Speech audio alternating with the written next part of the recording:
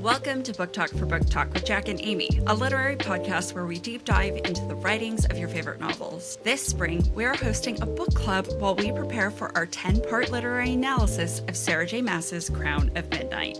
This is Jac. And I'm Amy.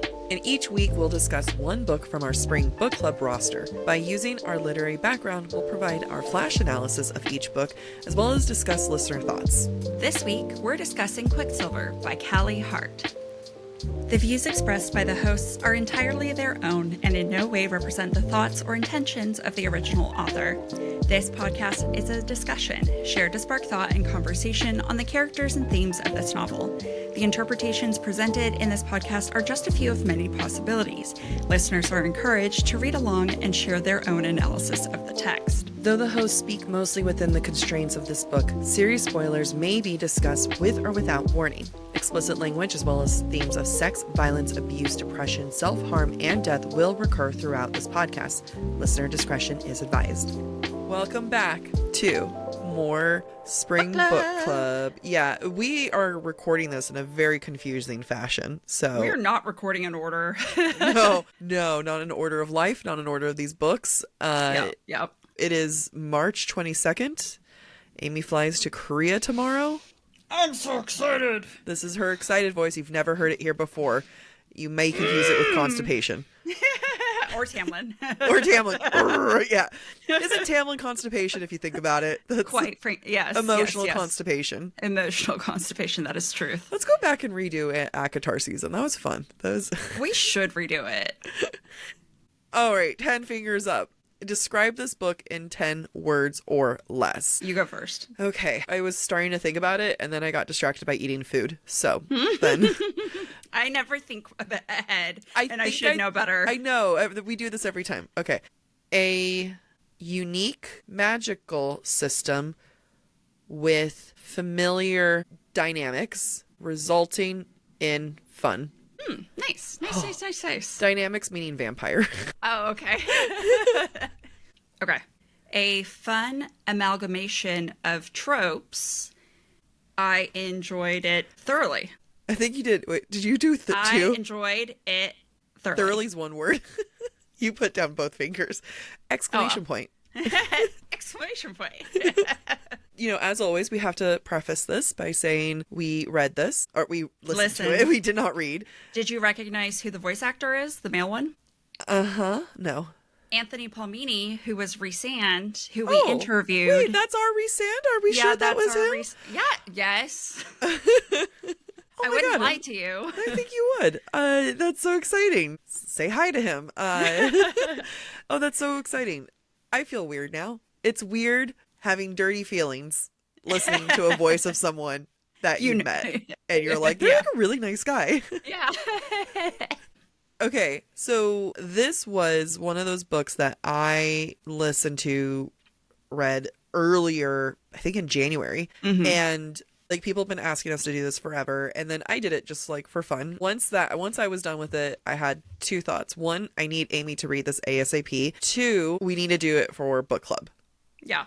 You did do a book review for Patreon on it, which I did not listen to. Perfect. And I don't really recommend anyone going to listen to it because it was such a fresh, I need to sit and digest this analysis. I mean, I do recommend you go to Patreon and subscribe if you would like to support us. I'm not going to stop you. But it really was I'm trying to process. And now that I've had distance and I actually reread it for this, and I have such a different perspective. So first, I want to hear your thoughts. I want to hear your two different perspectives. Oh my God. We just want to hear each other.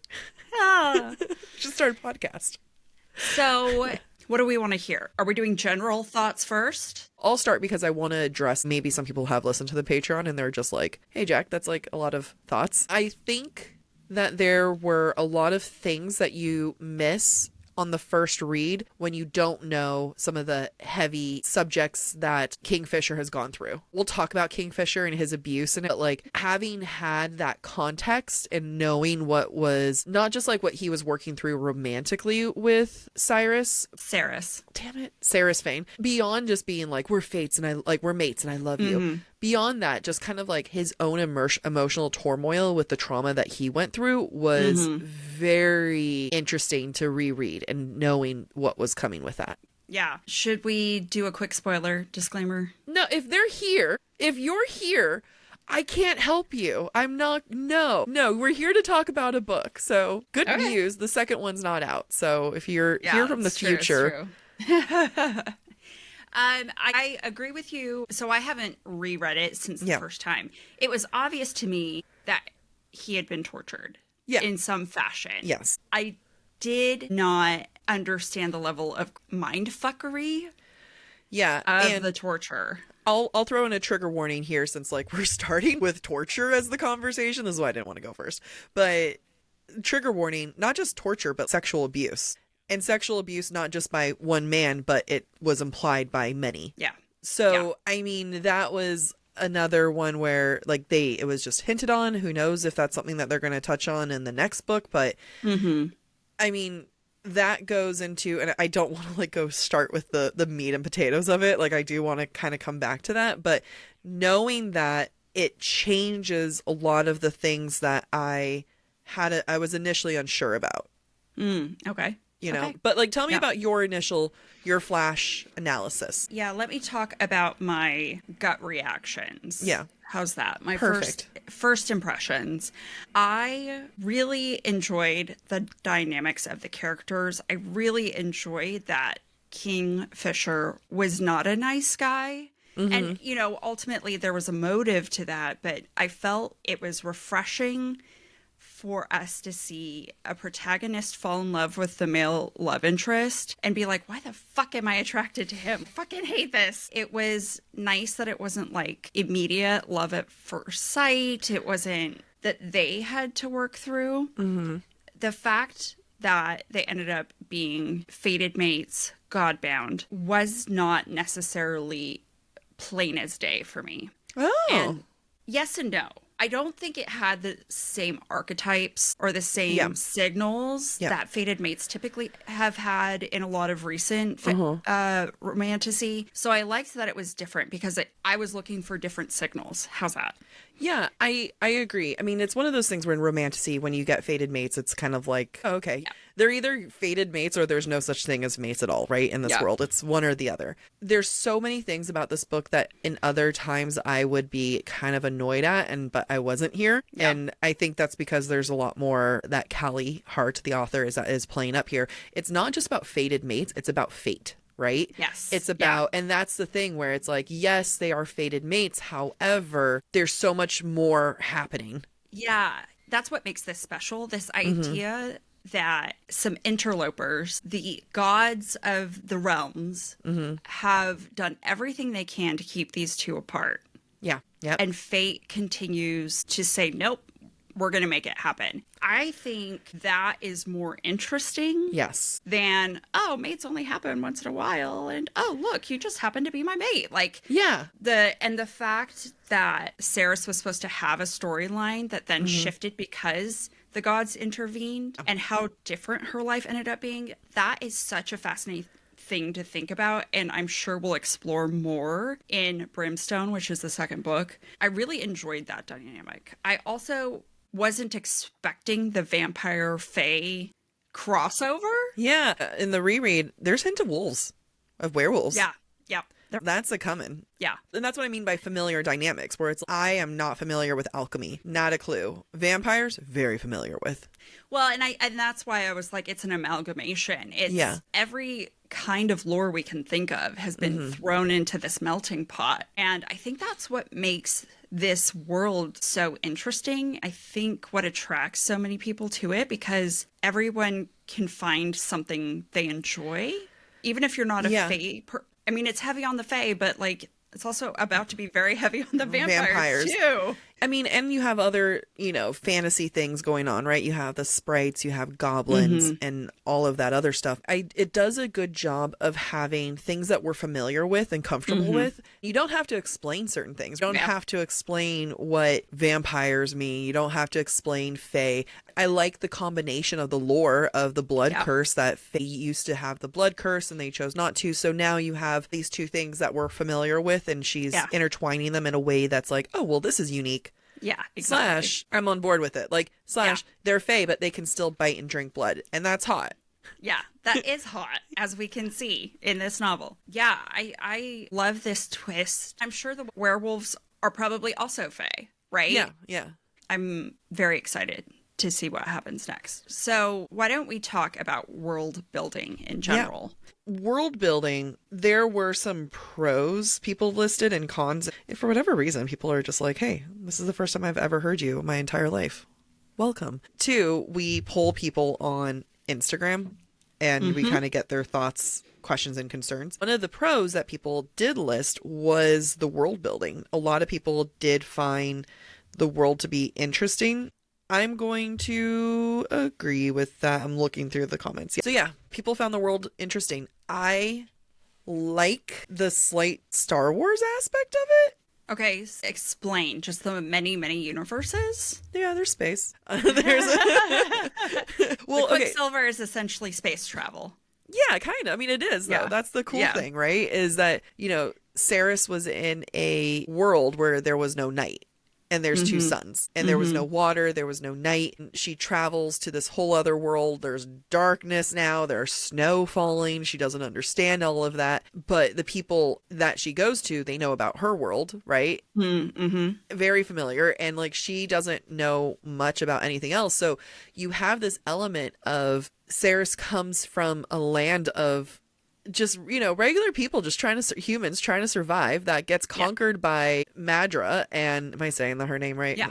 Who's getting conquered. Has been conquered and is under the wrath of her. So she understands the lore of fae. She's heard, the bedtime stories. She's so unfamiliar with the rest of the world. Some people didn't like the stark difference between, we'll call it like the first maybe 10% of the book being in this other world and then shifting over to the next one, because it felt like, some people were saying that it felt like such a hard transition for both the character and for the world. And that's how I initially felt too. Saris was very different from the first like 10% to the rest of the book. Yeah, I can see that. Yeah.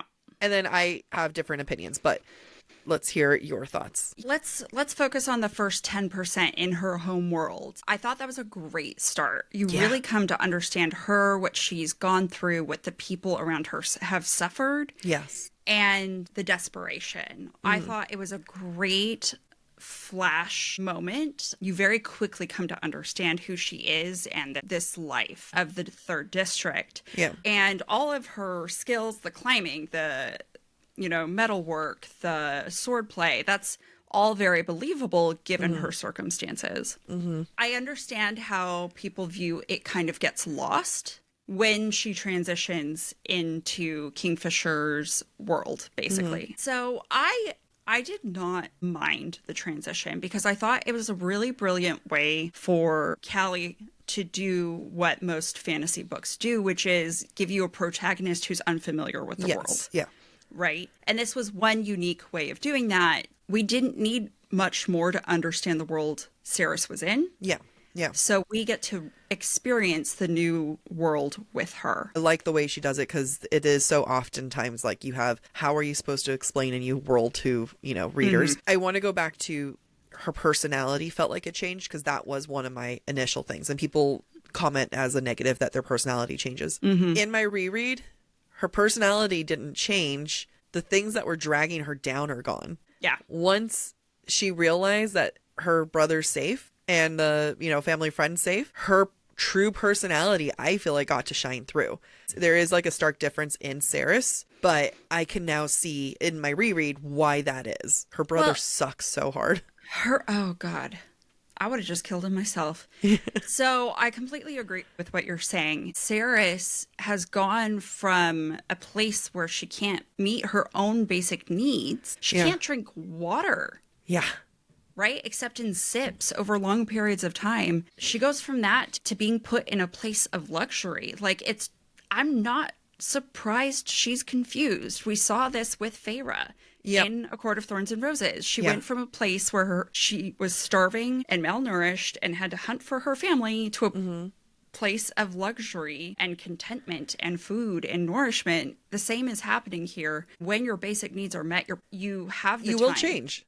Yeah, You're going to have the change. Yeah. Exactly. You have the time to think about, like, and what do you want for yourself? And we saw her at the beginning talking. There was three dynamics that we saw. Dynamic one was with the mentor guy. That was her being scolded and her kind of like being frustrated because she's just trying to survive and then realizing I screwed up and I put him in danger. We don't really get another mentor. We don't see that again. So, of course, we're going to see that dynamic being, different. And then we see her dynamic with her brother. And he is the worst brother ever. He sucks so hard. Yep. But it makes sense that once he's gone, she doesn't have that dynamic with anyone else. So we're not going to see that part of her personality. Now, how she interacts with Carrion is consistent. Is consistent with the rest of the book. Yeah. Yep.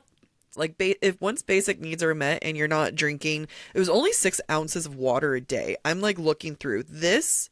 That's 12 ounces. This is 12 ounces. A can of soda is 12 ounces.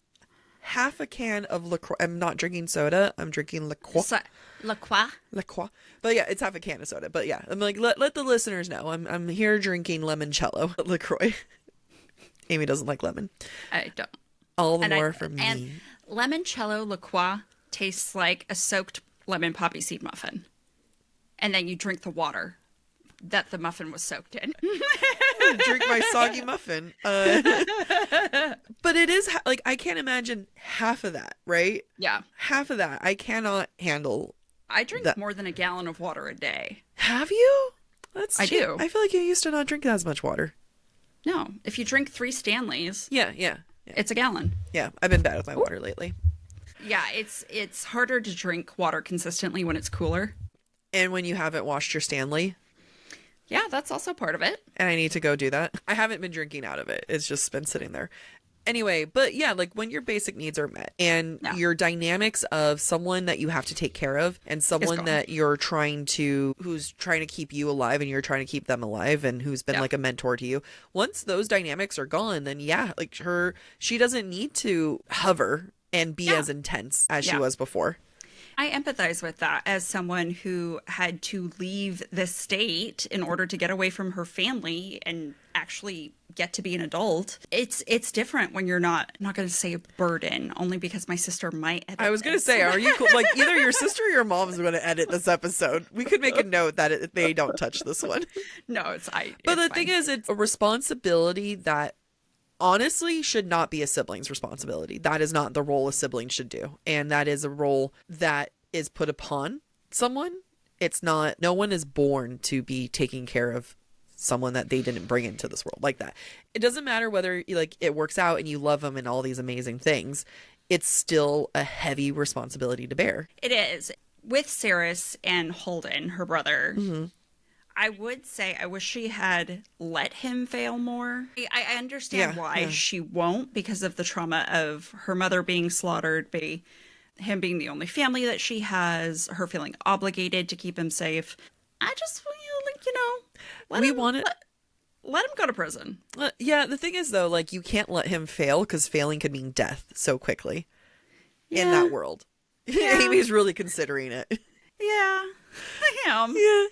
When your addictions keep you from functioning, yes, like not only risking your own safety but the safety of the people that you love. Yeah, I'm sorry. You deserve. No one owes you anything. No one owes you anything. I mean, there's like so many heavier subjects that people don't give this book credit for. Having a family member who's going through addiction issues, be it alcohol, gambling, whatever it is, but it's something that impacts them so much so that you have to literally leave to another world to not feel like you have to take care of them the whole time. It is like, I mean, she even says at one point Holden's in this other safer ward or district, but knowing him, he's going to go and fuck that up too.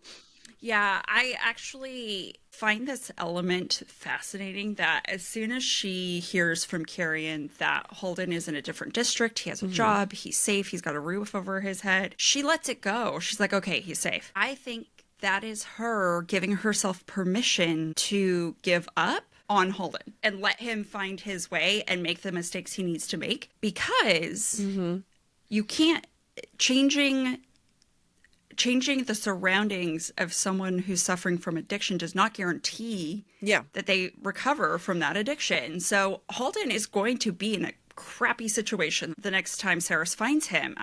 I believe that in my soul. I agree, and he deserves to be in a crappy situation. He's going to come in, and then she's going to be queen, and then he's going to be like, I can take advantage of this. And Carrion's going to be like oddly big brother. Anyway, those are my predictions. But I think... Go ahead. I just really quickly need to also add, for the sake of our listeners, I know we're being really crappy towards Holden as this character with addiction. This is not how I would treat people with addiction. Yeah, I just there's need a lot to say more. that as someone who has an addictive personality, who has suffered from addiction or with addiction, I maybe am not displaying a lot of empathy because it's a fictional character, but I do have a lot of empathy for. There was some time that I went to support a friend, and we went to, it's not AA meetings, but it's like AA for the family members. If your family member has some kind of addiction, whether it's alcohol, drugs, it was a group, support group for that. And I learned something very fascinating, that the number one lesson they teach you there is you let them go. They could be banging on your door. They could be screaming, begging, saying, I will do whatever, I'll get better, but it has been unanimous. Maybe there's some books that suggest otherwise, like, it's not like this version of their 12 step is like an end all be all, but it's just fascinating where the professionals who have dealt with this say, hey, you have to let them fail or survive, and that's like, comes down to the individual. So it is easier to be harsh on Holden because he's not a real person. However, that is a very real way of having to treat something. Otherwise, you're just enabling them. Yeah. Saris has been enabling her brother. And she says so. Like, she recognizes you would never guess that my brother's only 2 years younger than me, the way he acts. I agree. Her being able to let him go, it's been a long time coming. It's been a long time coming now. It's you and me. But genuinely, it's been inevitable. I think that there's a lot of tension at the start of the book of just how much she is ready to let her brother go in many ways, but she feels like she can't. And so, like, what happens when not just all of your physical needs are met, but the needs of making sure everything else is in place are met. Yeah, and the responsibilities that you had that prevented you from being able to ask the existential questions of, why am I here? What am I doing? What do I want to do with life? When those responsibilities are taken away, it's world changing. That is world changing. And she's literally in a world change. Like, she's in a different world. Going to be different. But Saris was one of those, is a very funny character. And I felt like her responses to many things were very realistic, in my opinion, when she finds out the truth about being mates with Kingfisher, right? Where she's like, oh, well, thank you for being the one to choose this. And thank you for all that, for taking that choice away from me. I appreciate some of these larger moments from her. I normally find a lot of issues with books when I do not find female relationships. You get a little bit of that with Elena, or Kingfisher's sister. Elaine. Isn't it? I don't think it's just Elaine. So her nickname is Lane. Okay. Everlane, sorry. Everlane, wow. All right, neither of us. Yeah. So Everlane was a quick dose, right, of female bonding, and then she's gone. Then we don't see anything else. We don't get much with the healer for, plot reasons. That's okay. We get the female guard who sucks ass, like she's just such a bitch. And again, I would normally would be very annoyed of, oh, you gave me, one female relationship and and now you're taking her away. And the one other woman I have here is someone who's like the bitch woman. I don't appreciate that. The healer is someone she's jealous of because she misunderstands the fact that. Yeah. All these things are things that normally rub me the wrong way. I didn't have that feeling here. Why do you think that is? Saris, and I think there was never a doubt of the guys wanting her. And honestly, I feel like Carrion is her girl bestie, like in many ways. Honestly. Yeah. Honestly. I think what female relationships and female dynamics bring is a sense of connection and emotional intimacy that you don't get to see between female male characters represented often in books. If you do, there's normally they're going to end up together. Just don't get that like hardcore friendship. Well, they've already fucked, you know, and that's a constant joke and theme. But I actually think that Carrion makes up for that emotional intimacy that I like to see my main female character have. Yes, he definitely provides, you know, he's kind of the queer best friend. Yeah. Yeah. Because he's obviously very interested in just everybody and anybody. He's pansexual. He is pan, and he, I agree, provides the nagging of a best friend, the, you know, teasing, the teasing, seriousness, but also the like, okay, whatever you want to do, I'll follow you. Yeah. Or the times where he does go, no, I won't make fun of you. Talk to me. Yeah. Let's talk it out. He does care, you know, like I love these little moments that Callie includes where when Saris wakes up, they're in Kingfisher's home and Carrion's finally awake. She notices that he hasn't gone even for the water or the food. Mm-hmm. And he is checking in on her first. Mm-hmm. So there's so many signs that he cares. He has a little potted plant with him because it was really snowy and icy and this little thing deserves to live. And he hasn't seen a plant. Yeah. In so long. Yeah. Or ever. He's such a vibe. That was like probably one of the number one things when people were like, what are the things you like? Carrion Swift was repeated. Oh, good. I got to enjoy him so much more even the second time around. Like one of the lines where what was one of my favorite moments was like, we can't bring Carrie into the witches. He's going to try to sleep with one. What do you mean? They're nasty, horrible, disgusting creatures. No, it's fair. I would try to sleep with one just to say for the experience of it. I really like how Kelly used Carrion because he could have just been a plot device. Yeah. But he ends up being so much more than that. He has so much character. He provides that emotional intimacy for the protagonist. He is emotionally intimate as well in return. I did wonder, for 60% of the book, WTF, why is he here? Yeah. I was like, and I loved how it all played out. I haven't been that surprised by something. And I will say, in the reread, tons of clues. I'm sure. Like, as soon as it happened, I could see the clues. But leading up to it, it was like the fated mates thing. I didn't catch the cards Callie was putting down. Yeah, I love Carrion because, like you said, she could have made him a plot device. You know, even with the truth of his identity being revealed, right? Yeah. That could have been a plot device. Yeah. But what he ends up being is such an emotional grounding force, which you would never expect from a character that is not, you would immediately assume is not very emotional, right? He comes in with the jokes. He comes in with the Carrion, right? Like, it's a very funny, but at the same time, he is also the catalyst of many heavy subjects and conversations and being there for Saris in many ways as well. And their relationship, what I like about is I don't even consider it sibling-esque, mainly because they've had sex, but also because there's just a level of emotional intimacy that comes with it. And I know people are like, they're like my brother, they're like my sister, we're so close. Mm-hmm. I specifically don't think that's the case because her brother was someone she had to take care of. Yeah, exactly. So I didn't get that. He is almost like the brother that she should have had in many ways, where she didn't have to take care of him. Yeah, I agree. I think that in Carrion's case, he is the only equal in her life. Yes. Yeah.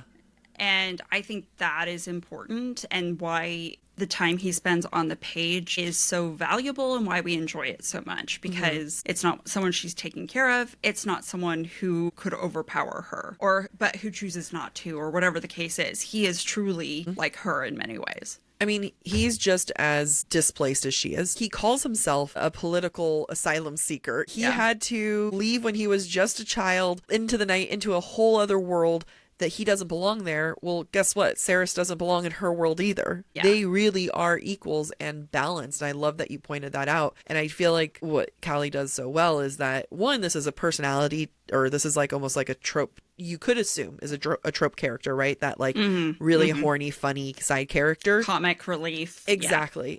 But it never feels that way because she intertwines so much heart and meaning, and you just don't realize how much that he's actually there for Saris and how much that matters. And like, he calms her down by riling her up in Yeah. so many times that you're just, I don't think Saris would have been able to come to the conclusion of her emotions and being accepting of Kingfisher without Carrion. Yeah, I completely agree with you. Hey guys, love him more. Yeah, like, as if they don't already. I know. Do you want to talk about something that people don't like, or Just some of the comments I'm seeing. People are like us. The plot twists here legitimately surprised me. yeah.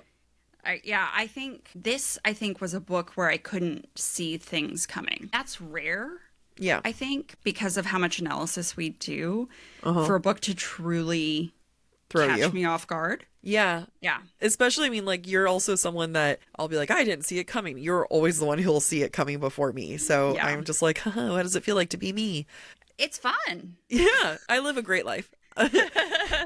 One of the comments that people I saw say that they may not have been a fan of, and again, this is something that I had questioned to my first read, thoughts on it the second read, is the pacing of the book. Okay. And I think that's going to be kind of mixed in tandem with some of the, I'm generalizing some comments and slash bringing up thoughts I had in my first read, where the pacing of the book mixed with, does the plot not actually happen until the very end of the book? I'm going to start, I have thoughts, and I have, like, my second read kind of gives me a different perspective. What are your thoughts before I dive in? Yeah, I think I would need a second read to really be able to articulate my thoughts. I understand how some readers might think this kind of meanders for the first 60% of the book, because Saris takes so long to figure out how to use her alchemical gift to be able to forge these relics, right? A lot of this is just learning the world, the characters, until something can ignite a spark. Yeah. But I feel like that's a lot of books. I don't know that it bothered me. Yeah. Let's break it down like you would any book, right? What's the inciting incident? She gets thrown into this other world, right? Sure. Like, the inciting incident is that, Kingfisher brings her from her world over to the next. Would you say that's the inciting incident? I would say stealing the the gauntlet, yes, is the inciting incident. Okay. You can argue that being the inciting incident, but I think that this one really kicks off the plot. I mean, everything is going to kick off the plot because that is a book. That's how books. That's how fiction works. Yeah. We'll call it, like, that phase one, right? The thing that sends our hero from one world to the next. That could be Lord of the Rings, right? Frodo going off on his journey type thing. Yeah. Now you have the next structure of the book of what is the issue that needs to be resolved. And it's the larger arching issue, right? It's the thing that's going to get them from point A to point Z. That is, you need to use your alchemy gifts to make these rings, right? And then I'll let you go home. That is the larger arching plot that is meant to get you from to the very, very end. That is resolved throughout and revisited. Now, normally around 50%, we'll call it the more immediate worrying plot line, is introduced. That is Everlane being kidnapped. Now, I will say, percentage-wise, that is a bit later. That is, well, maybe like 75% rather, or even 80%. Yeah, I mean, you could argue Everlane being captured is the end of that piece of the 50%, and the beginning of it starts with the very first fight with the vampires at the camp. Yeah. I mean, you could say that there's no plot that's happening there in the sense of, like, this is happening, we must do X, Y, and Z. Yeah, that's now fair. That's not me saying that it's a bad thing. I think that Callie does a great job filling it up with world building. Their romance is a plot within itself, right? Yep. Just kind of like also the nature of romantasy sometimes. Because their romance is more than just fated mates, but their romance is about fate itself, and it's about a lot more. It's about destiny and everything. That I'm still okay with it being a larger part of it, but I can understand where people are like, may not feel that same way. I can understand if someone's like, hey, you have plot, and then where's this other plot? And it's like, well, the plot, right? Like, the thing that's being resolved and talked about there is romance, but I'm personally, in my second read, I'm totally okay with it. My first read, I was confused about it, and I was wondering, I'm like, would it having been broken up in two parts been more effective or just easier to consume for a reader? I don't know where I would have done that. And I don't think so. Yeah, I don't think there's a logical breaking point because every piece of information that you get feeds into the next. Yeah. Yeah. And it all builds up to kind of that. I feel like it all builds up to the moment that Everlane is captured. Yeah. Yep. Right? Because Sarah starts to learn how to forge relics and the swords, and then she's crowned a warrior, and then oops, Everlane's caught. All of the stuff before, whether that's 60% of the book, 70% of the book, is necessary. Yeah. For such a big book, because this is another book that she thick. It is not one. I get to the point where I'm like, did we already get so much done? Like, we're already here? We've listened to so much of this book, and I'm like, but I don't feel like it's dragged at all. Like I personally feel the pacing was, and some people do note under positives that they liked the pacing of the book, and the pacing was really well done, especially Callie, if you're listening to this, thank you for letting weeks happen in between. Like, yes, seriously. This didn't happen within 5 days. Yeah. It's over months. Yeah. Really grateful for this. Yeah, Very grateful that, early on, Kingfisher is gone for 2 weeks. That's surprising, where I was like, oh.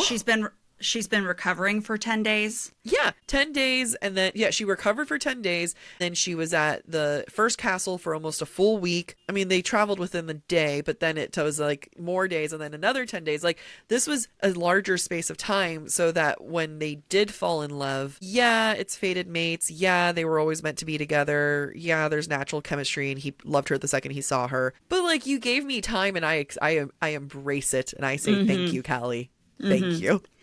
I agree. The time was necessary to make Ceres's journey of falling in love with Kingfisher necessary. Yeah.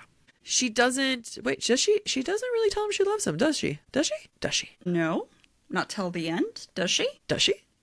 I don't... We just finished this book. She accepts the mating bond. You just finished it. That was... Yeah, I don't 3 hours ago. I don't think she ever says I love you. Yeah. She just accepts the bond, and it's not even to his face that she accepts it. Yeah. What a baller move. It's the stuff that I can tell Callie did very intentionally, right? Yes. The fact that Kingfisher falls first, falls fast. Love it.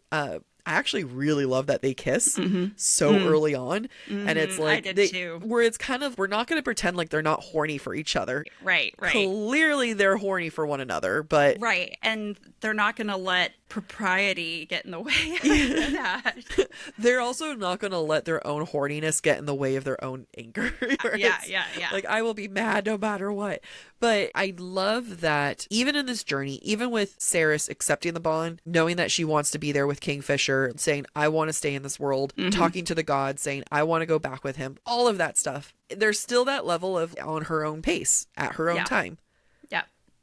Yeah. Also, I could never. Ceres wakes up and accepts that Kingfisher isn't there immediately at her bedside and doesn't come to her right away. My feelings were hurt. Wait, when she first enters the world? No. When she, at the very end, when she wakes up as a vampire. Oh, yeah. Yeah. He wasn't even the second person or the third person. He was the fourth person. You really, really felt that. I can tell by your face. She's better than me. So,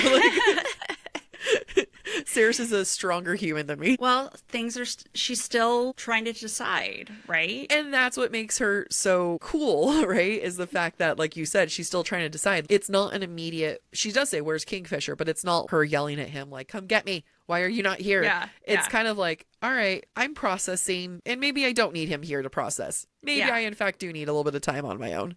Well, which makes sense because ultimately, at the end of the day, she didn't give consent to be turned. Yeah. And he addresses that, though, too. Like, I really love that he says, was that the right move? Yeah. I am really glad, too, because consent was such a huge, important part of her journey and, things that they had to work through, that it did feel like a huge betrayal. Yeah. Like you want her to survive. The only way to survive is to turn her. You want that to happen, but you've definitely betrayed her in the process of doing that based on this entire book and all the interactions between the two of you. It makes sense that she needed time Yeah. to process. He shouldn't have been there right away so that she could decide, yes, he did do the right thing. Also, let's add the extra layer of consent because Saris talks about consent a lot. I do not consent to this. If you want me to hate you in this world and the next, I can do it. I'll hate you. She makes it very early on, and she can have enough like, okay, I get it. You haven't done it to hurt me. You've done it to protect me. But here on out, no. In tandem, Kingfisher is only weeks fresh from repeated years of sexual abuse. You have Sarah's talking about consent and this means so much to me. And then Kingfisher having to hear that, realizing he is taking away choice from her. And then you have at the very end, right? This climax at the very end where, who's the guy, I swear I remember Starts names. with a T. No, it begins with an M. Moriarty. Not Moriarty, but like the guy who abused him. Yeah, the vampire. Oh, I thought you were thinking about the vampire's son. No. Malcolm. Thank you. When you think about this very end, right? This moment of what do I do? She didn't consent. He had just faced his abuser. He has just come back to the place of abuse.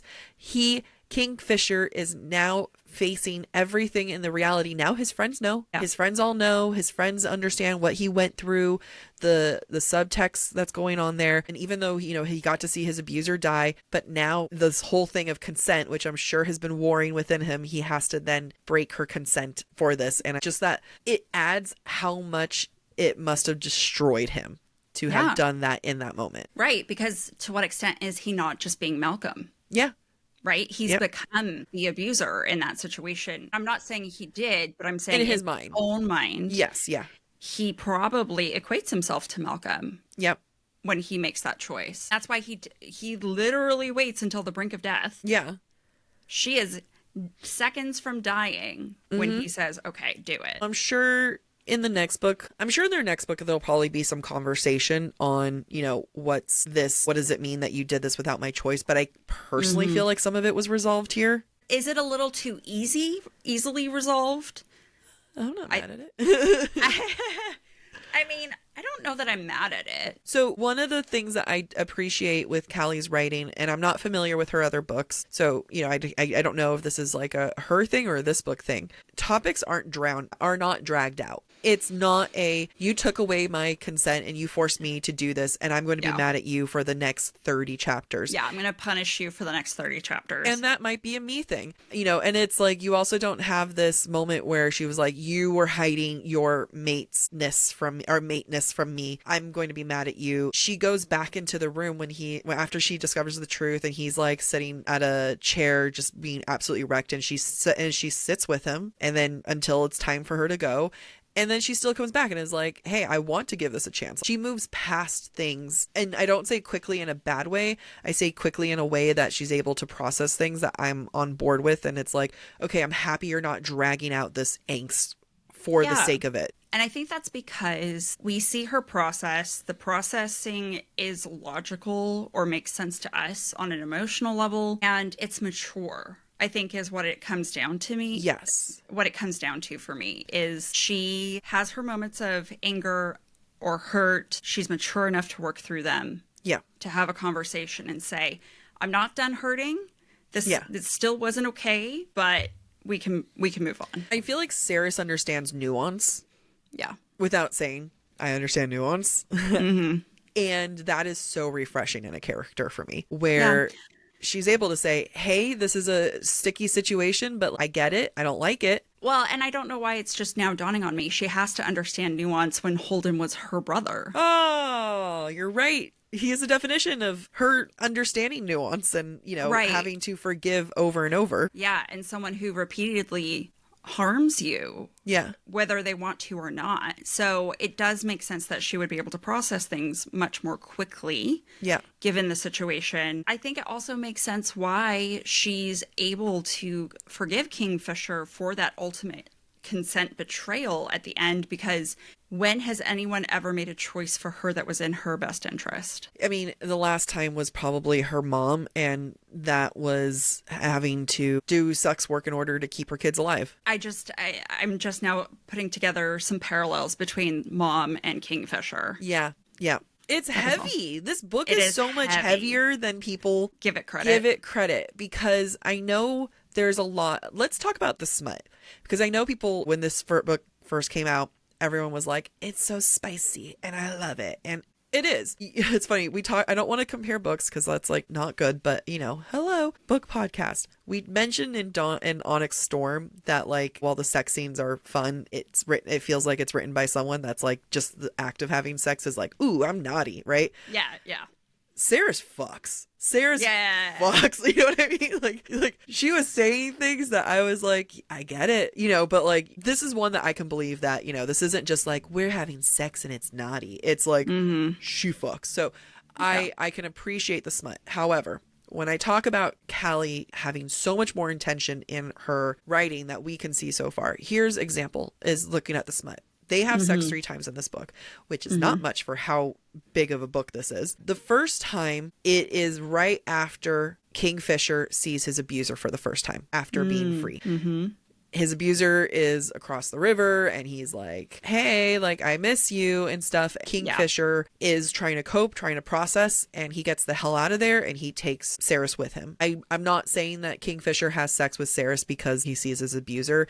I think that Saris is obviously his partner and is able to help him through it, but there's a connection between he just saw his abuser, he needs to get out of there, and he finds comfort with someone that he truly cares about, right? Yeah. That's the first time they have sex. The second time they have sex, it is Saris instigate in many ways. It's her choice. Like, it's obviously her choice for everything, but like we'll call it like the first time was Kingfisher. If you kind of like there's a larger subtext going on there. Saris wants it. She's not saying, oh no, please don't. Right. Obviously she wants this. The second time it's Saris finding control. Yes. And owning control of that situation, being in control of her own life and realizing that there's a lot of things that she doesn't have, but she can have this, right? Which is why that is also the first time he bites her. Exactly. Because she wants it. And he wouldn't do that unless she wanted it, right? And she's the one who demanded it. Saris fucks.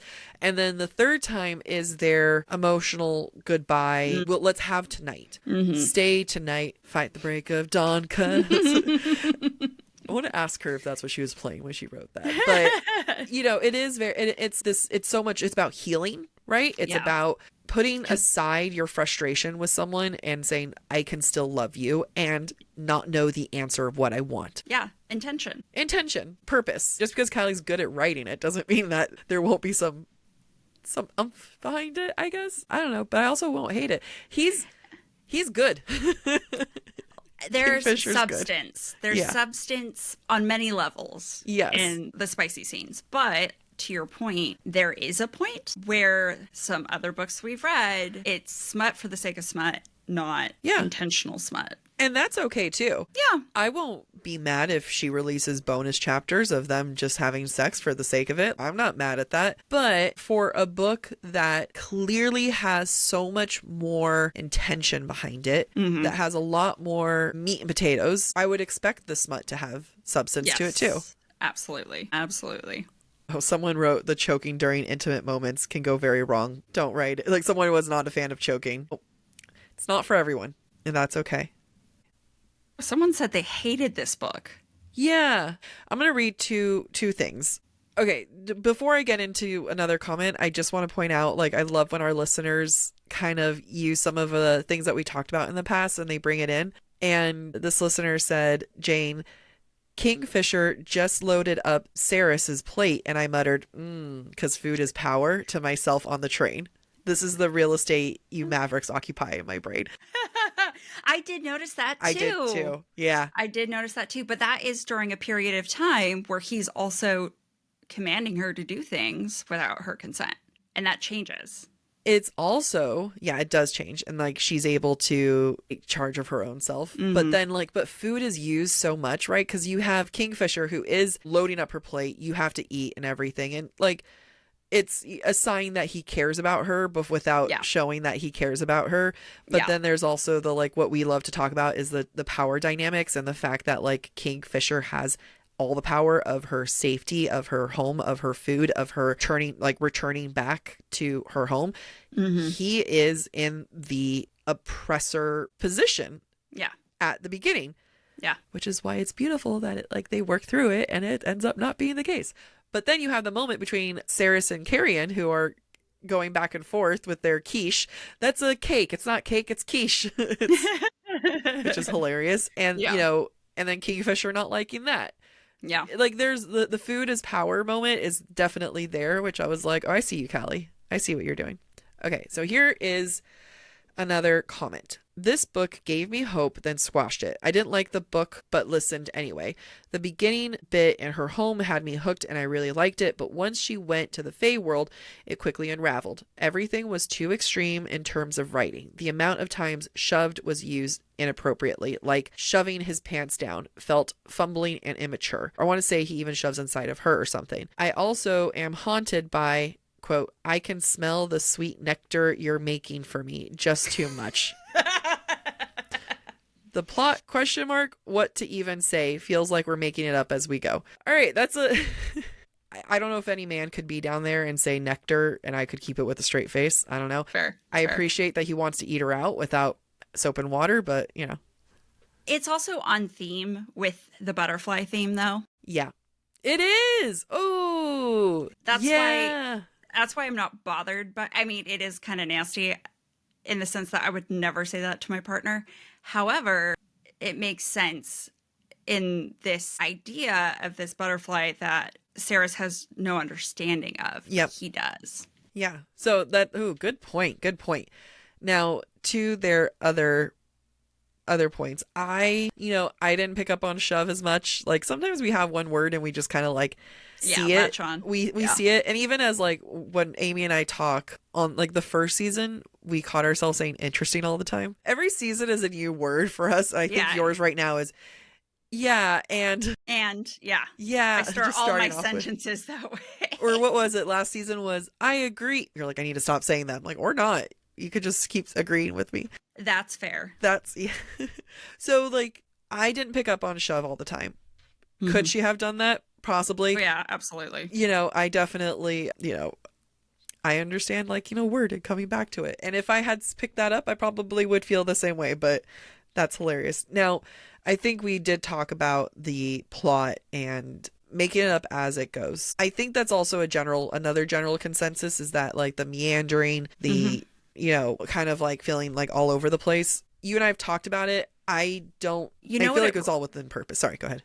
Yeah, it reminds me of, and not in a bad way, but it reminds me of A Court of Wings and Ruin. It reminds me of Crescent City. It meanders with purpose. Yeah. And the first time you read it, yeah, I think you're going to be annoyed because you don't know where it goes. But I could see how a reread would be super, super entertaining. Yeah, I read this book 2 months ago. I was just as enthralled with it this time.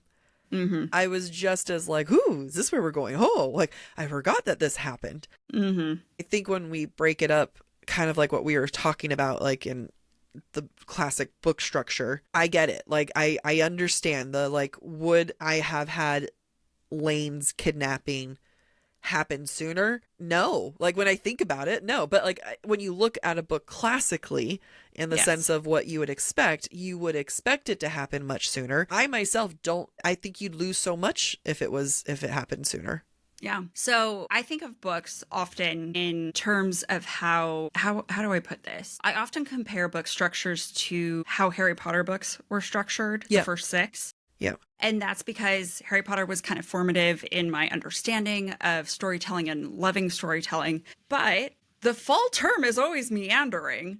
They just happen to be in a school. Yeah. That provides structure, right? But they don't know what they're doing. And the problems don't really become problems until the spring semester. And then the climax is always at the end of the year. Yeah. It's no different. It is no different. I think that's a great example because, we always talk about SJM being, the last 20%, and we kind of harp on that, but let's look at in general, like what Do we not give other books enough credit, for doing that last 20%? If you can keep me paying attention, that's what Harry Potter did, right? Note to everyone, we recognize that J.K. Rowling sucks. We do not support her. We do not associate with her. We were talking about the books itself, which was a formative time. Again, if for whatever reason we get new listeners, hey, Yeah, I understand. I think Harry Potter is a great example that in the fall semester it was meandering, but all the clues you got and that semester came back later. Always mattered. Always mattered. The only difference is Dumbledore was there at the end of the year to tell you how it was all connected. Until he wasn't. Until he wasn't. Oh. I mean, and I think that is a really good example of this book too, where, yeah, it might have that fall semester, but all this stuff that you're getting there and all the information is going to matter in the end. And I'm okay with that. Yeah. Yeah, there's a lot of things that in this book I would normally be annoyed at, but I'm not. Because I think if the ending and that last 20% were not so satisfying and how it brought everything back together, yes. If it had failed to deliver, then you would be annoyed with the book. Exactly, but it didn't fail to deliver, and it makes you realize, oh, wait, all of this had a point. Then I'm able to say, I'm walking away with good feelings, because then I could be like, Carrion was the prince the whole time, or fate was fucking with them the whole time. Yeah. His mom wasn't wrong. Yeah. A man decided that he could do better. Yeah. Yep. I mean, you can talk about the god, again, guys, there's so much to this. You can talk about, the god of chaos controlling his daughters and not letting them have sex until he decides someone's worthy enough for it. And the fact that they're so trapped within their world that the first thing they ask a human is, what's sex like with Kingfisher? Mm-hmm. Talk about being repressed by, doesn't matter if he's a god, by another man. Yeah. At the end of the day, is he not the ultimate evil? Yeah. The god of chaos. He is the ultimate evil. Yeah. Because we saw genocide happen right then and there. Right. And he takes away choice. Yep. He doesn't allow people choices. Another moment of consent. What's the consent's gone? Yep. He thinks he is better. And I just love all the layers of men taking away consent from other people. Yes. Male or female. Yeah, absolutely. I do love the layers. I mean, the themes within this book, I would say, would be the layers of consent mixed with colonization. Which we haven't even touched. There's so many themes with this book that we could just talk more on, forever on, colonization, right? Mm-hmm. You have the colonization of Ceres's planet. You also have this idea of a government not caring for their own people and letting them fight for themselves while hoarding the wealth and silver and protection away from their own people. That's the king. Yep. There's a lot of political things going on there. Each of the siblings are doing their own horrible thing, right? You have Let's talk about this. So the sister, well, I call her Maeve, but that is not her name. Madra. You have Madra, classic colonization, right? You have Malcolm, who is, we'll call it genocide, right? Because all of his people, he just kills them all to create his army. And then you also have Bernard. That's not his name. Begins with a B though. Belgium. Bella starts with a B, because I was like, why doesn't his name start with an M like the rest? Maybe that would be too obvious. Begins with a B. Bellicon. So Bellicon is the one of government suppressing their own people for their own gains. There's a lot of political matters at play that's happening in the background that someone mentioned in one of their dislikes, to which I have to say, I'm like, I actually think this is exciting, where it's why would you kill one of your villains? And I'm like, well, we got 3 to go, we got more to go, but it's also just not about them either. There's going to be so much more at play. Now there's a political game that she's entering into, and now Ceres is queen of a people that have been killed and will continue to kill in order to survive. What are you going to do with that power? Right? It's responsibility. She's going to be the queen of death, essentially. And that means that she'll have an army and that she can go to war. But are you going to be that comfortable going to war with people that you are now in charge of, and you're suddenly well, I'm willing to risk you? like that's a hell of a thing where it's like, well, now I'm in charge of them, and I don't know if I want to kill them off right away to battle for something that they don't care about. Right, right. Well, and I watched them kill people I know. I watched them kill people that Kingfisher knows, right? Yeah. I think I'm really excited for Brimstone because I think there's going to be a lot of moral, political difficult questions that are going to have to be dealt with. And I feel like I want to like prep people for that, because I agree. I think, spot on where that's going. And I feel like people might be like, this doesn't feel like the first book. There is so much set up for the political aspect and the moral questions. This entire book, Quicksilver, is about moral questions and the implications of higher political, structures happening in the background that you're just trying to survive. That is the core of this book. Yeah. Yeah. That's going to come to like larger themes in the second book. And I like, people may not realize that that's what's going on. Right. I think the theme of consent's going to come back around because we've also seen it not just in, come up in this idea of sex or fate. We also see it in the sense of Saris took away, what's his name? One of the friends, his war song for Kingfisher. Yeah. She took that away unknowingly from him to forge his sword. That was violating. That was super violating. And that is one where she did not know. So there's no, she learned her lesson from that one. It's so sad. That is so sad. Well, and then you realize the Quicksilver is all related to the god. Yes. Yep. Which is even more violating. Yeah. Well, and I think, and the reason why I bring that up is because I'm sure there are going to be questions of consent as a leader making decisions for a people and what they have to do, whether they like it or not. So I think I'm just so excited because it is a very complex narrative, but it's all setting up for, I can only imagine how complex the next book is going to be. And I mean, people also with like other points of the plot, like I was just going through some of the notes that, some people were saying that they're not a fan of. And again, this is something that I normally have a lot of issues with, where it's like main female leads that are, human, but suddenly can fight just as well as the rest of them and everything. And it's like, okay, you trained for not even 20 years, we'll call it 10 years, and suddenly you're just as good. And that is an issue that some people have. And, that is an issue that I'll always kind of have. However, what is the moment that actually made her a badass was when, and people were like, oh, she can really fight, was when she was wielding Kingfisher's dad's sword and time slowed down.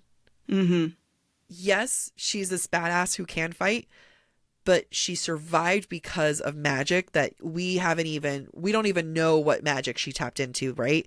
Right. We don't even know what that is, a clue for the next book. And I flag that because I always have issues when it comes to like suddenly you're just as good as 1,000-year-old warrior. Like, okay. But the thing is, she wasn't as good as this. She's good, but she's not as good as 1,000-year-old warrior. It was this sword that slowed down time that made it good. Yeah, I mean, and let's think about the fight on the bank of the river. Ren was with her and was either killing the vampire horde before they could get to her or damaging them, injuring them so that she could finish them off. Yes. That is not the same as holding your own. Absolutely. Also, they're half-rotten corpses. If she had gone up against 100 Fae on her own, that's not believable. Exactly. She is going up against half-rotting corpses that have already been injured, and she just needs to finish them off. Yes. I am all for ragging on characters, like where I'm like, how can they fight so well? Like they're just like, they're not as good. But to your point, she is not fighting 1,000-year-old warriors. She's not even like doing the full-on fighting from start to finish. She's doing the finish part, which is still impressive. It's still good. It makes her a badass. But it also, for me, resolves the issue of like, oh, so we just get another badass woman who we're going to just like forget about it. And then you have the magic at play that like we never come back to. But like, again, that's a breadcrumb. That's a breadcrumb. I see you, Callie. I see that breadcrumb. Yes. I think there's so many things that she's left for us to see come full circle in the next book and probably a third book if there is a third book. Yeah. And this got picked up for a movie. Yeah. I do wonder I mean, it must be public. So Netflix picked it up, but it's under a certain production company within Netflix. And what makes that hard is like greedy Netflix, a bunch of men saying, women will come to this. And like, I think this would be a great movie. I'm excited for it. Yeah, but the amount of CGI that's necessary, that's expensive stuff. Yeah. So I hope they do well. I hope we all support and we go watch, because it is a great book. I have a lot of things that I had to like sit on the first time and really think about and process. I need to also go look at the fan art, because from what I remember, I would like there to be more diversity from what I remember of the cast. But that's my note for everything, you know? Yeah. Sorry, go ahead. Oh, I was just going to say, before we end, we have to talk about little Osha and the significance of Osha. Yeah, go ahead. It's so sweet. It is very sweet. I love how it's this hidden little gem from the beginning. Yeah. And when we get information about it, it's sweet, but then we get more information later and you just want to cry because... Wait, what's the more information later that makes me want to cry? So you first learn... He tells us it's a weak little butterfly. Right. That only, is alive basically for a day. And your lifespan's so short, you're basically this little butterfly. Yeah. But then later he tells a story how people will climb to protect it. Yep. And then I think at a separate time, he tells her that Osha means sacred one. Oh, yeah. It is. Okay. Yeah. So you get it in drips and drabs, and you always think the story's done, but there's always more layers. But there's more layers, and it just keeps going. Yeah. I love the nickname Osha. I love the strength. I mean, it also kind of gives, which comes back down to Callie being smart. Like, do you like my frustration? I'm like, Callie, you're so smart. She is so smart. You have this idea of like the wings of a butterfly changing fate. Like there's a thing where a butterfly flaps its wings and then across the world a hurricane happens. Yep. That is the same concept here. Yep. Of fate, right? Yep. One little motion, one little thing of fate happens and you have this huge ripple effect going on. She's so smart. And it's just such a clever way of incorporating it. And it's just like, here's this concept of fate, which again, like I haven't even said this for the first time. You have this concept of fate where I feel like that might have been one of her original themes of I have an idea of fate. What if God's messed around? I would like to imagine that's one of the first things. And I could probably guess that maybe the butterfly effect came from there. Yeah, I could totally see that. I could totally see her being like, I want to write a book about the butterfly effect. Yeah. But I want to make it romantasy. And I want to, like, I can see it being a building block of this. And it's, there's a reason why the book has so many butterflies on it. Did you put the butterfly behind you on purpose? No, that was actually there because it's one of my butterflies from RomantasyCon. It's been there since I got home. Oh, it's cute because you had the book next to it and you had the butterfly, and I was like, you're so much better than me. I have this wallpaper I need to tear down. I actually have vision and idea, and I'll tell you about it. But even to the nickname, there are layers of meaning behind it. Yeah, I love it. Yeah, and I can't wait to do a third read. You know what I mean? Like this is one of those that I'm excited to read on. And, if we're lucky, maybe one day we get to talk to Callie herself, if we're lucky. And I can be like, hey, Callie, tell me more. Is this? What other things did I miss? Yeah. Yeah. I loved Lorith. Lorith was great. Lorith was another solid background, like supporting character that I just, I have so much hope for him. Like there's so many things coming up, like the tension between him and the witch, like I'm excited to see the witch's dynamic. I'm excited now that we're going to get more with the healer, now that it's not like is Kingfisher hooking up with her, even though I like that wasn't a plot either. It was just more of like a slight insecure thought that she didn't entertain. Yeah. Or let it hold her back, which again, goes to the maturity. Yep. But let's talk about one of the other women in the book who, again, normally I have issues with when women are betrayed, when you don't get a lot of women, and you don't get a lot of representation of women in here. And the one you do get is a huge bitch. And that is Danya. So, yes, we can say she's a bitch. I don't blame her for being mad at Kingfisher. Yeah. she doesn't know the truth. Nobody knows the truth of why he left, why he did what he did. And the fact that her family sword gets broken, remade, and given to someone else. And I know that that was not the intention. I'd be pissed. She has a right to be pissed. Yeah. And then for her to lose her hand? Yeah. It's a lot. I wonder if we're going to get more of her in the future. I think we will. I think this is going to be one of those where, again, this is me having faith in Callie because it's not without intention, right? And one of our listeners compared Danya to Caltaine. Mm-hmm. And that's a fair comparison. Caltaine from Throne of Glass. And the first time I read Caltaine Throne of Glass, I was like, this woman is a bitch. I do not like her, right? And same thing, Danya, I was like, screw you. Like, I don't like you.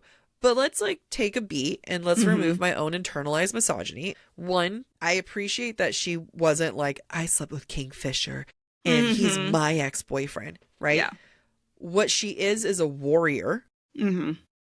Would we have as much dislike for someone if they were a male warrior who's just as revved up? Yeah. No, we probably wouldn't.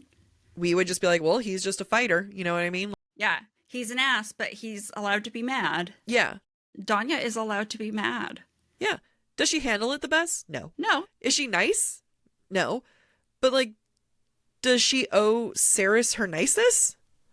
Nope. I don't think so. I agree. Like, she doesn't know her.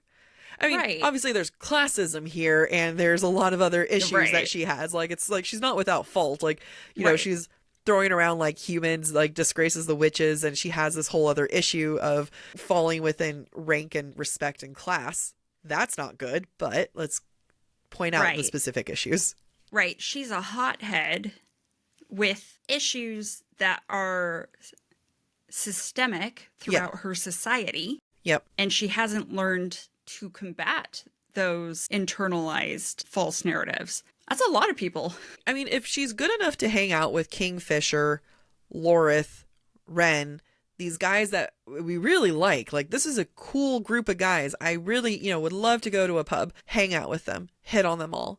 And yet with Danya, yeah, again, she's a hothead, kind of a bitch, but like, are we too harsh on women and not letting them be bitches? So, like, give grace a little bit, like, support women's rights and women's wrongs. That's right. That's right. I mean, if we can get over Kingfisher's surly attitude and how poorly he does treat Cerys at the beginning.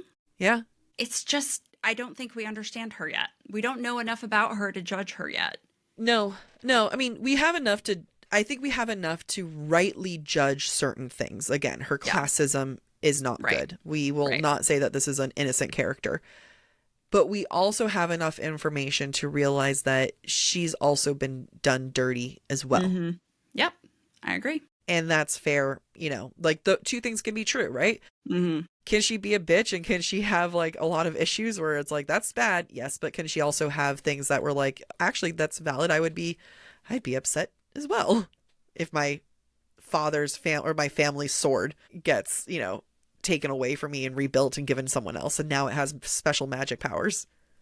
Yeah, I would be pissed. Yeah, that's a good point. I'm happy that a listener brought that up because, and maybe that's why I don't have as many issues with Danya as I normally would when I have like, why is the main female, like the one other woman we really see, she's not great? And it's because her tension points did not come as a threat to a man, as another sexual partner or a relationship.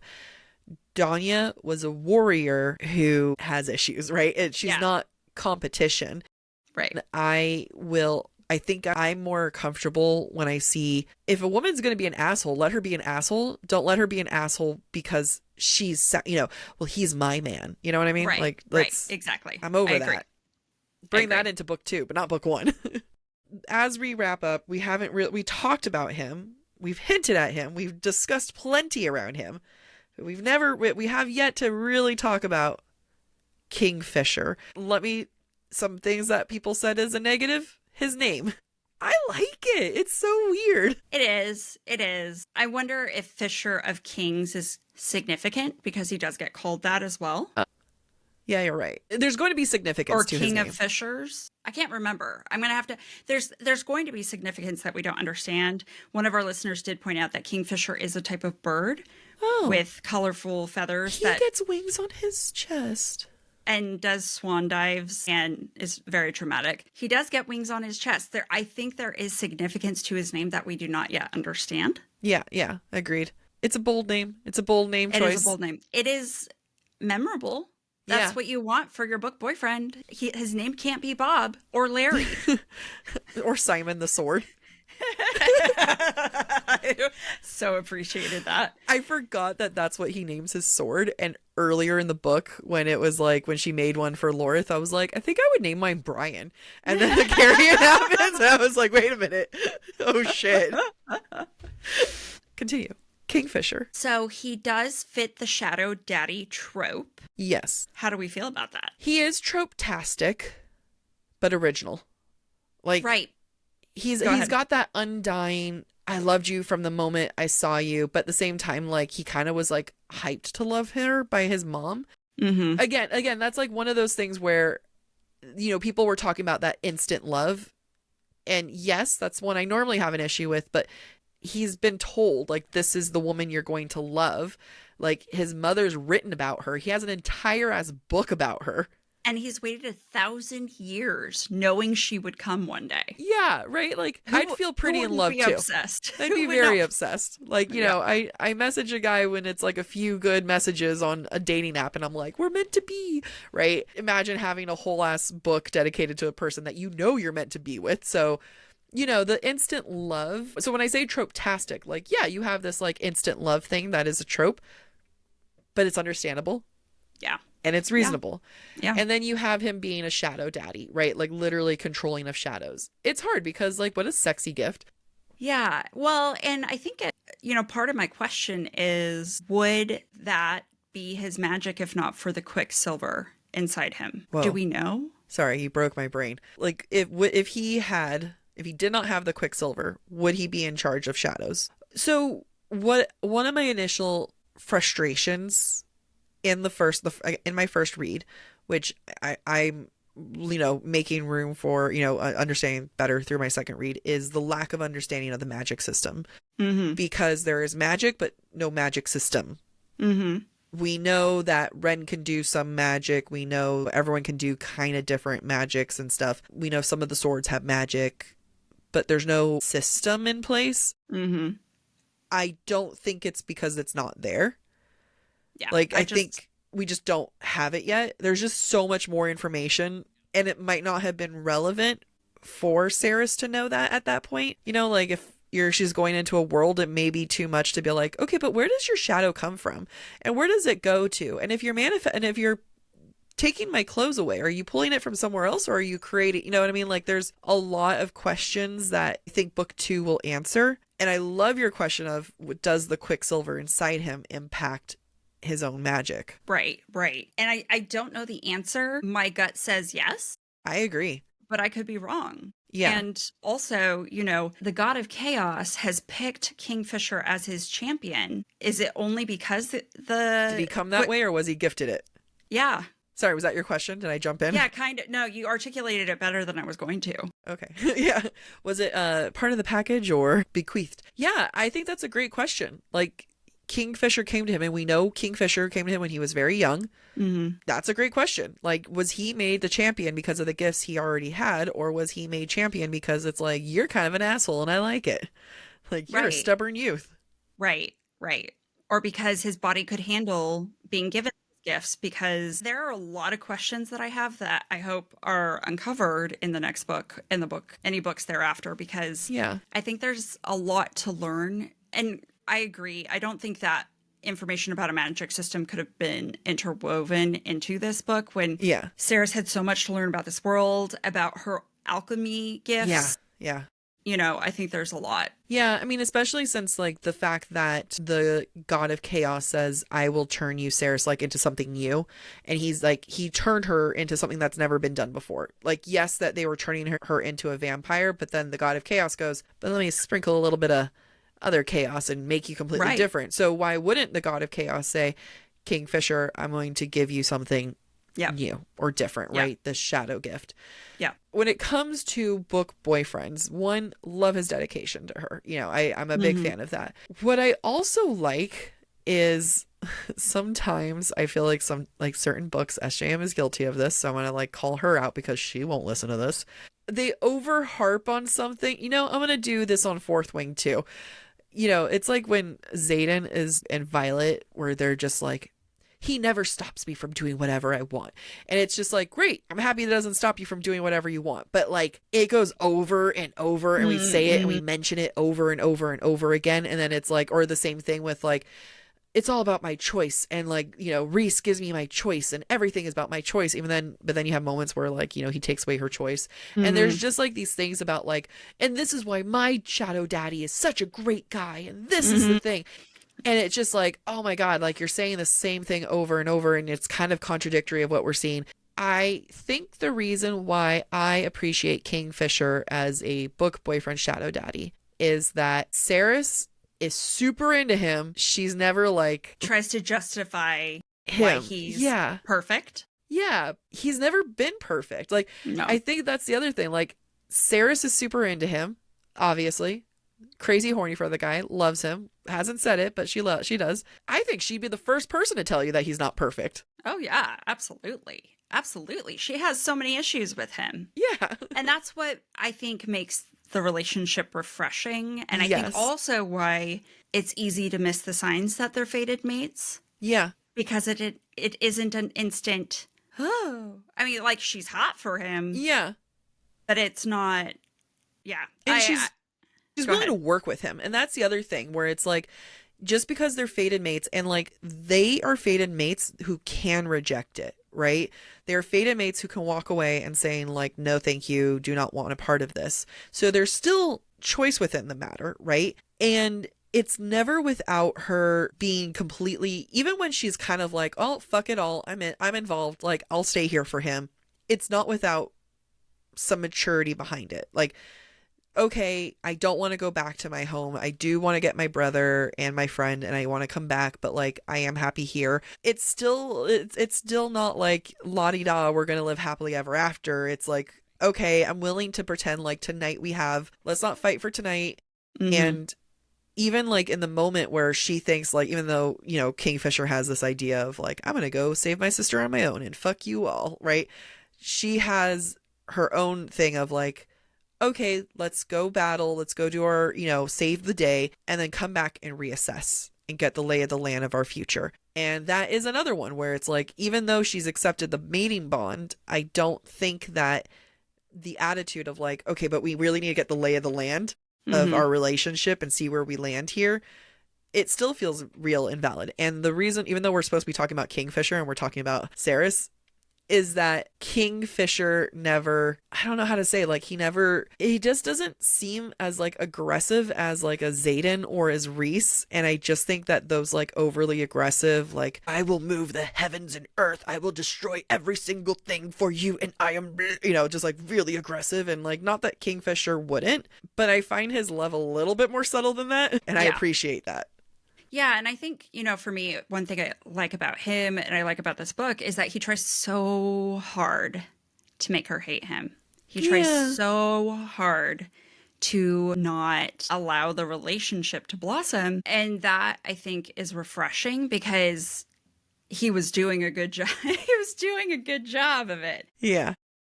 And you can see how, against his better judgment, he's falling in love anyway. What is it when she's in the bathtub at the war camp and he's basically well, you're just a little thief, aren't you? Yeah. And is it her heart? It's his heart. It's his heart that, yeah. He's I guess you're right, you are a little thief. And it's because yeah, and it's because she was talking about, well, of course I want to stay here and save your people. I don't want any of your people to fall victim to these vampires. Of course I want to do that. And he was fuck you, little thief, making me fall in love with you every time. And I think what's also different is that he's a different type of sad boy. All of these shadow daddies are sad emo boys, and yes, you have that. Xaden's not this happy-go-lucky guy. No, obviously. Neither is Reese. And neither is Reese, but like I'm trying to find like when in a world of shadow daddy tropes, in a world of book boyfriends that are in many ways copy and paste, I'm guilty of it too. Why is it I feel refreshed with him? Because he listens to Saris. And I'm just thinking like with this idea of consent, he listens to her. Yeah. And respects that, even though it's against his will sometimes.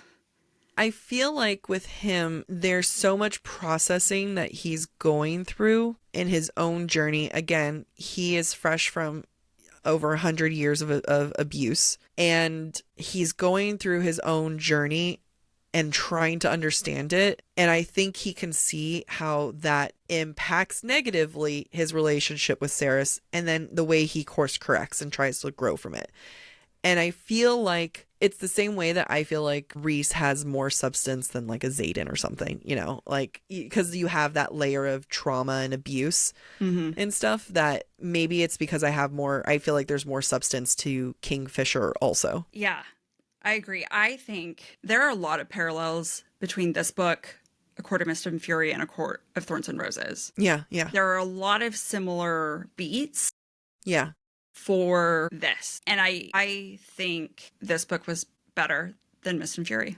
Wait, everyone's screaming at you right now. Everyone is just like, you know what though? One, Mist and Fury will always have a special place in my heart. So, you know, yeah, and everything. However, one of the reasons why Mist and Fury is so great is because of it wasn't Tamlin. Yeah. That's why Mist and Fury is. The gotcha. It was the gotcha that makes it great. Yes. This is great without a gotcha. Agreed. I also feel like one thing that makes Kingfisher so relatable is that we understand that the trauma he went through impacted his personality so much so that his friends are trying to give him a breather, and they're like, that's not him. He used to laugh. And he's coming back from that. And I think what makes him that very realistic side of him is that he's coping through his own, like, who am I, my identity, after going through all that. Yeah. And you can see he's navigating, going back to his mother's hometown, right? Trying to go back there, trying to hang out with his friends. Like, he's trying to navigate that, but at the same time, like, you know, slowly losing his mind because of the Quicksilver, you know, trying to cope and make fun of that also. And then having this human. So like, there's just so much more conflict there. And it's, to your point, that's what made Reese so interesting too, is because there's so much conflict of, well, she's in love with this other man and I don't know what to do. And, you know, I'm trying to be there for her, but I'm falling in love with her and I'm her mate and she doesn't know. Like, that's the similarity of, like, she doesn't know I'm her mate. And what do I do? How do I tell her? There are many. It's not just that. They both wake up from nightmares and are comforted. Yep. Right? Except Kingfisher wasn't a nightmare. It was his Quicksilver buzzing, right. But it's the same. It's the same kind of feel. Beats. Yeah. Everlane is like Moore. Yeah. North is like Cassian. Yeah. Or kind of, yeah. I mean, Cassian is kind of similar. I don't know. Like, for a second, I was like going to say Carrion, but, you know, Carrion's just his own, like, unique, wonderful baby boy. I would say Carrion's unique, but a human. Yeah. And then it's like Court of Thorns and Roses, because she dies and then comes back something not human. Yeah. Something unlike anything before. Yeah. There are other beats, but I'm not going to get into it. Yeah. But it's not a bad thing. You know what I mean? Not. I think that you can still have similar beats. And to your point, what's part of what made Mist and Fury so amazing is ACOTAR. You do not get the wonder, amazing, I can't believe I'm so obsessed with Mist and Fury if you did not have ACOTAR beforehand. Yep. You can't get. You get the whole setup there. Yep. And this love story does not require a misdirect of a relationship. Yep. Agreed. Wow. Callie, are you listening? We love you. We do love you. I hope she likes us. I forgot, when this episode comes out, we have a giveaway with this book. We have a signed copy of Quicksilver. Do we have one or two? We have one. We got one copy of Quicksilver to give away. So please follow us on Instagram. You'll get more information on what we're doing there. There's probably going to be a follow us on YouTube, Instagram situation, but we will announce the giveaway and what it requires on Instagram. That might require you to go to our YouTube. That might require you to go to our TikTok. Who knows? We'll see. But if you would like, can you tell we haven't planned it yet? I think we re-record that part. Yeah. But if we don't, do it. Check out the description of the show notes, the YouTube, Something. the Instagram. Yeah. The explanation will be there. Yeah. Thank you for listening to this week's episode of Book Talk for Book Talk with Jac and Amy. We encourage you to rate and subscribe to our show on your preferred podcast listening platform. Next week, we'll be discussing Nine-Tailed by J.C. Lee. We would love to hear your thoughts based on today's conversation. If you'd like to submit your take on any of the books we plan to discuss later this spring, please be sure to follow us on Instagram, where we ask for listener submissions. If you're enjoying the podcast, please visit our website, booktalkforbooktalk.com, to view our latest merch and learn about supporting the show through Patreon or Venmo. You can also follow us on TikTok, Instagram, or YouTube at the handle BookTalkForBookTalk. Bye.